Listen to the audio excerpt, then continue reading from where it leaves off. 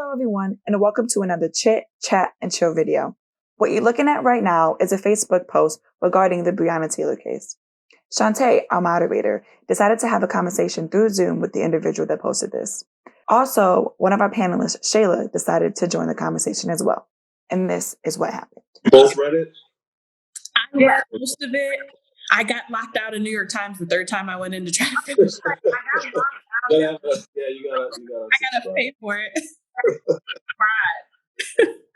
There's other sources. I like taking. I read a lot of different. Every time especially something like this happens, I read a lot of different stories, and I try to. There's code words that people use that are opinion words, and I ignore those, and I try to just get the accounts of what happened, and that's how I'll usually where my opinion will come from. Doesn't mean I don't have an opinion, but I look at only the facts. So from a TV context, if you're watching Fox News, I'll also watch MSNBC, I'll also watch CNN. I'll watch local news. Local news tends to give more facts. They're more report-based instead of opinion-based. So in this case, I found that New York Times article, and it gave Breonna Taylor's boyfriend's account, and it gave the police's account. And that's probably the best way to find where you should be when you're forming your opinion instead of listening to other people's opinions. Because listening to other people's, it can sway you, but it's not you coming to a conclusion. It's other people's input that are coming to conclusions. So when I read that article, it told the boyfriend's side, and what he basically said was, did you want me to go into what he said? Yeah. Okay. So what he did, he said they heard a banging on the door. He thought it was the ex of his girlfriend, Breonna Taylor. He posted up and he fired when the door burst open. So that was interesting in and of itself because that already chased away part of the narratives that I was hearing, which is why I didn't comment until I had a better grasp of what happened. He called 911, and that's what he told the police. And there's video or audio on it, so that's what he said. He said that he didn't know who it was shot. That was his account of what happened. He told them, I didn't know who it was, and my girlfriend's been shot. The police said that they had a no-knock warrant. It was changed to not a no-knock warrant. So when they arrived at their home, because they knew that they already had the ex, hers was just a search warrant. It wasn't an arrest warrant. So they weren't arrested. They just wanted to search the place. They were banging on the door. They announced who they were. When they hit the door open, that's when one of the officers got shot. And that's when they started returning fire. And somewhere in there, she got shot. Right. And that's what made me upset when I was reading the account because as I was getting through the article, I think it became clear that it wasn't like a well thought out raid. It didn't seem like they had a plan going into it. And that's the thing that frustrated me the most, on top of the fact that they said that she didn't get any medical attention for, I think it's 20 minutes. Yeah. So when I was reading it, knowing what I know about my family or whatever, I immediately thought to myself, what if that was a baby who got shot? Because you don't know what you're doing. You show up, you say you're there, and you're expecting to encounter an unarmed female, and that's it. And you bust in, and then that person shoots because they don't know what's going on. And now, so what? They don't have a right to defend themselves. They shoot, and you shoot them back. Like without knowing anything, what's behind that wall, you're just shooting. And so I'm glad that there was some charges around that, but I was irritated. The charges were around basically like reckless endangerment type of charges. And it wasn't even the ones that hit the neighbor's wall. Yes. So either way, it's like if you read those accounts, everybody in the situation did the right thing. The boyfriend did the right thing. He's defending his home or her home. So you can't, which is why he was released. It didn't take long before they released him because he didn't do anything wrong. There are castle laws. I don't know if there's castle laws where that happened, but there are castle laws where you can protect your home, and almost every state has them. And there wasn't like a back door too. It wasn't the front door. Oh, I don't know. I don't know. I didn't see that detail. But when you're the police and you're going in, the no-knocks are important. I don't know why across the nation we're trying to get rid of them. They're important because if you're breaking into somebody's home that's already considered dangerous, you don't want to knock on the door because that's when they start shooting. Or gives them a chance to get rid of or stop doing what they're doing. So the reason for those no knocks is they bang the door open and catch you off guard, and that's usually the safest way to go about those types of raids. This one, the reason why they called off the no knock is, like I said, they knew the ex wasn't there. They had been sitting outside of her home. They knew she was there. They knew the ex wasn't there.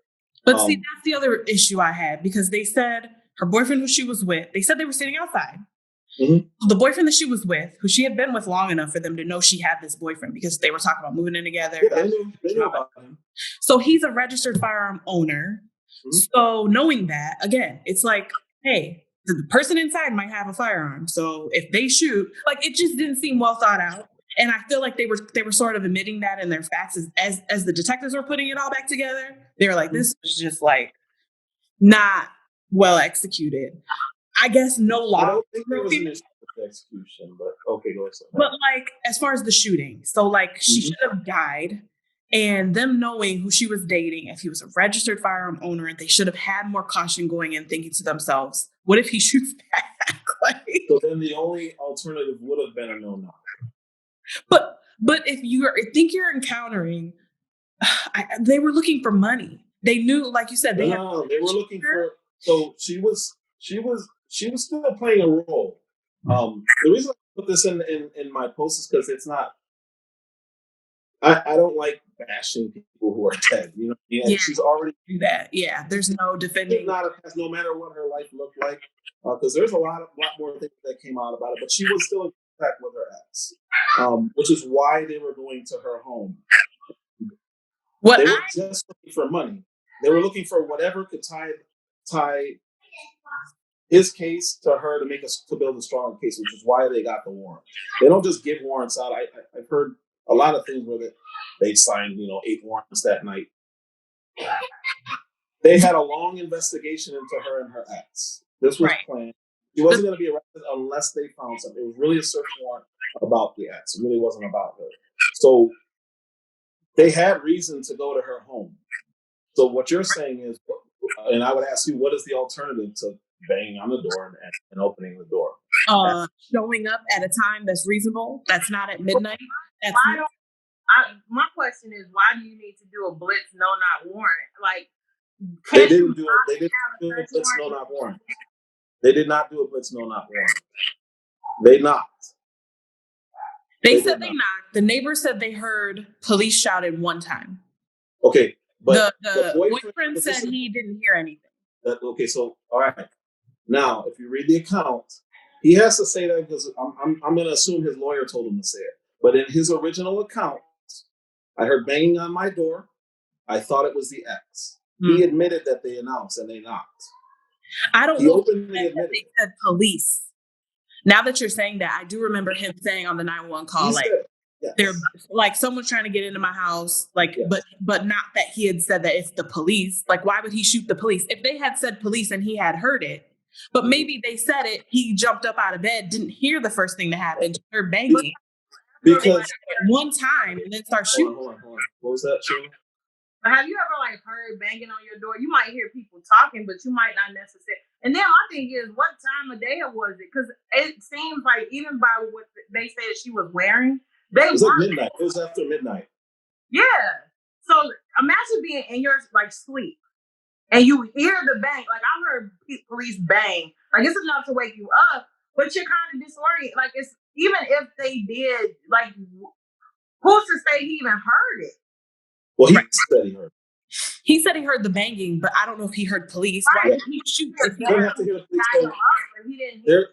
So their responsibility is announcing that they're there. By banging on the door, that's announcing. The alternative to that is using a battering ram and just entering. So once they don't say open up, it's the police. That's not part of serving a warrant. That's part of if there's a disturbance.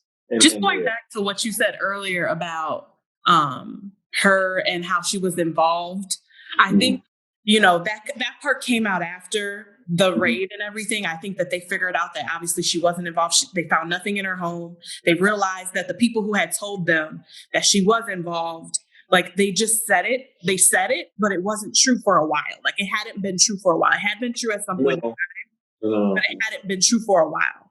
No, they've been staking her out. She was calling her ex in prison. That's where they got their information from. I don't know what the account you're talking about. I wish I had pulled it up. No, they said that, yes. So they said that there were like two people who indicated her as somebody who was handling his money. And then when they went back and unraveled everything, they realized those two people said it, but the time frame didn't match up. So I think she had since moved on and like, yeah, maybe like he was texting her or something, but she wasn't doing what the two informants had said she was doing. She hadn't been doing. Possibly not. Yeah, possibly. But she was still calling him. So when people are trying to separate her from that situation, that's not. And that's what's been the toughest part, because this is not the whole story. Frustrating to like think about, but like you said, when you're trying to like unravel the facts and you can't get frustrated because it's not about emotion. It's about what happened. They're trying to figure out what happened, and then just think about it. But part of that and part of me feels like, okay, let's just say for argument's sake, it was true. Let's just say she was still involved. Let's just say just to be devil's advocate, that was what happened. She never got her day in court. So my whole mentality towards this, she's innocent until proven guilty. Mm-hmm. So why is everybody condemning her? Like, I haven't heard anybody condemning her, so I don't know. No, I have heard people condemning her. They were saying, when you're in the drug game, it's either dead or in jail. What do you expect? Like, I've heard people take that approach to it, and I just think that that's ridiculous. Like, I don't agree with it. It's a valid approach. So just because she didn't make it to court doesn't mean guilty or innocent. But to say, hey, if you're going to be spending money and doing the things you're doing, there is a negative side to that can come and that can end this way. It's a fair thing to say. I don't know if it's fair to say about her because I don't know her, but it's a logical conclusion to come to. Like, man, you get involved with this stuff. Everybody gets their day in court. You're innocent until proven. Of course. So my thing is, if you take away those layers, let's just say my house, I'm in my house at whatever time. Again, you have the right to bear arms in your house. If you hear a knock or you hear a bang and somebody coming in your house, if you think somebody, like you're in danger, you have a right to defend yourself. So, and that's why the boyfriend wasn't charged. Huh? That's why the boyfriend was in charge, because what you're saying is 100% correct. The boyfriend wasn't charged, but he was initially charged. He was taken in. Arrested for attempted murder, and she didn't get any medical attention for 20 minutes. So it just doesn't hold together for me. When I'm sitting there thinking and reading about it, and they're saying, we have been watching her, we have been staking her out, we have been doing this and that. It doesn't make sense with how they approach that situation. Like I said, knowing she's dating and is with and had just come off date night with someone who owns a registered firearm, and this. And it just doesn't make sense how they approach the entire situation. And then I even read, like I said, that they said, oh, we were expecting to encounter a unarmed female. Again, then what are you doing that at midnight, like with the no knock? Like, it just makes sense. I was reading through it. It's like something was missing. Why not get the medical attention? Why not? That was the other thing. They didn't know. They said the New York Times article. Well, the New York she was hit.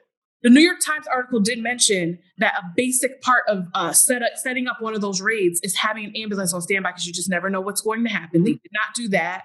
And that was something that obviously, led to, not necessarily led to her death because we don't know if she would have died anyway. Mm-hmm. But they're like, that didn't happen. Again, there's just all these holes that don't make sense. And it just felt like it went wrong. The police knew right away it went wrong. There's no cameras. Their cameras weren't activated. She died. We know she didn't get medical attention. Like all these little things that happen. That's the frustrating part. You're saying all these little things, but I've only heard. I know everyone's human. What'd you say? I know you're saying all these little things happen, but I've only heard you say 3. The cameras aren't required where they are, so that's not one of them. Right. No. Ambulance cameras were 100% legitimate. Right. Yeah, the ambulance 100% legitimate. I honestly think how they said it required to have body cams for all law enforcement at all times. Right. But that's not the case where this happened. So I was just saying that more from the point of view of it would have been nice to have seen how it played out. That's why I believe But when they said they had been watching her and staking her out, I was like, so then why didn't you know she was with someone else? Why didn't you know he had a firearm? Why didn't you know these things? Why didn't you set up the ambulance? Like, it didn't make sense. Like, once you put it all together afterward, I was just still frustrated by how it all played out. And I think if you put it all together, it didn't, like, some people could come to the conclusion that it was botched to a degree, and unfortunately somebody lost their life. And like I said, it could have been anyone who lost their life. Could have been a baby, it could have been just it was just so not well thought out. And then someone died, and then I get it, nothing illegal was done, but I was frustrated. But that was my issue too, because he fired through a window with blinds. He didn't have a clear line of sight. He's blindly just firing into this house. And which one are you talking? You're talking about the one who got the charges pressed on him. Yeah. Not the one who. I mean, they don't know who. I don't even know if they know yet who shot her. But the other person still outside the door. She had two different kinds of bullets in her, so she was shot by more than one officer. Okay. Like the ballistics came from two different. Because I know one of the arguments was that one of the guns that she was, like, I guess the one that she was shot the most, it wasn't the kill shot. Like, it was two different guns. I didn't hear any of that. It was just a mess. It was a mess. I was frustrated. I get what you're saying, Tito, from like people. You're frustrated. People your have frustration emotion out of it. Yeah. Sorry. So your frustration is coming from that emotional side. But if you really truly think about, if you're try to put yourself in everybody's shoes. The boyfriend did nothing wrong. He defended the home. Little weird that he says at first to the police that there's somebody banging on my door, then later saying I didn't hear anything. That's weird. But then you have the police who they're knocking on the door, banging on the door like they'll do. And when she didn't answer, they knew she was home. That's when they busted open the door and they shot. They're going to return fire. They're going to. There's no reason not to. There's no reason to say, hey, why are you shooting at me? At that point, you're in a fire. So when they were fired, that's where it all went south. I disagree with that because, like I said, if they'd done their homework the way they said they did, they would have known he could have had a firearm and they should have been prepared for that situation and they should have had So then you have two alternatives to how they handled it. One is to, I guess, approach her in the middle of the day. Is that what you're saying? Yeah. Why not? Based on what they said. Why not have one squad there to grab her and then one outside the house to go in? Like, and I don't know why they didn't do that. And the only reason I feel that way is because they said we were expecting to encounter an unarmed female. Right. So why? An unarmed female can still flush or destroy evidence. So the reason they do it the way they do it is when no one's expecting it. That's why it typically would have been a no-knock, but they didn't do it because they thought it was just her. And they enter the home, so you can't get rid of that evidence. But my question is, why not have two squads, one catch her while she's out and the other goes in the house? We got her, go in.